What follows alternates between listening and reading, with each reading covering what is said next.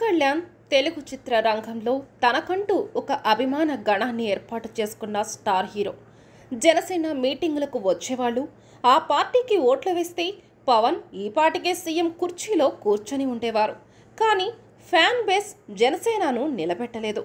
జనసేనకు వచ్చే మద్దతు, బలం, బలగం అంతా సోషల్ మీడియా, బహిరంగ సభల్లోనే ఇప్పటి వరకు కనిపించింది.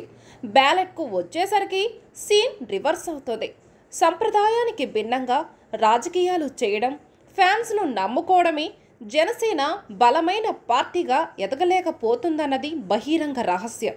పూర్తిగా ఫ్యాన్ బేస్ మీద ఆధారపడ్డ జనసేనకు ఓట్లు మాత్రం ఆశించిన స్థాయిలో దక్కడం లేదు.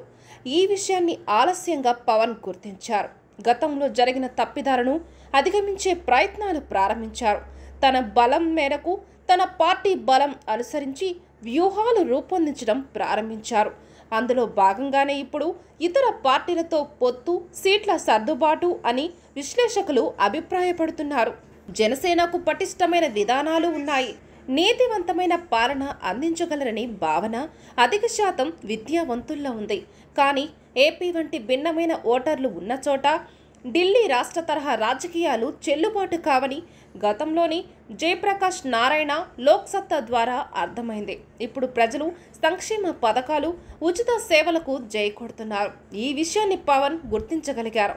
పాత తరహా రాజకీయాలకు చెక్ చెప్పారు. గత 5 సంవత్సరాలుగా తనను తాను నిరూపించుకున్నారు. పార్టీని నిలబెట్టుకోగలిగారు. పార్టీని నిర్వీర్యం చేసే ప్రయత్నాలను అడ్డుకోగలిగారు. తాను సంపాదించిన సొమ్ముతో నిజాయితీగా పార్టీని నడిపించగలిగారు. అందుకే జనసేనలోని ప్రభుత్వాన్ని ఊహించుకోలేమని చెప్పి చంద్రబాబు స్నేహ హస్తం అందించారు. అశేష భారతావనిని పాలిస్తున్న భారతీయ జనతా పార్టీ సైతం పవన్తో స్నేహం చేసేందుకు ముందుకు వచ్చింది. ఈ పార్టీ అవసరాల కోసమే తాము పొత్తు పెట్టుకున్నట్లు పవన్ చెబుతున్నా జనసేనను ఈ రాష్ట్రంలో క్రియాశీలక పాత్ర పోషించేందుకేనన్న విశ్లేషణలు ఉన్నాయి. మొత్తానికి అయితే 10 ఏళ్లు ఓ ప్రాంతీయ పార్టీ మనుగడ సాధించడం అంత ఆషామాషీ కాదు. సరైన విజయం దక్కకుండా ఉనికి చాటుకోవడం విశేషమని చెప్పాలి. అది ఒక పవన్ కళ్యాణ్కే సాధ్యమైంది. జనసేన 11వ వార్షికోత్సవం సందర్భంగా అమరావతిలోని కేంద్ర కార్యాలయంలో పవన్ జనసేన జెండాను ఆవిష్కరించనున్నారు. పార్టీ శ్రేణులకు దిశానిర్దేశం చేయనున్నారు.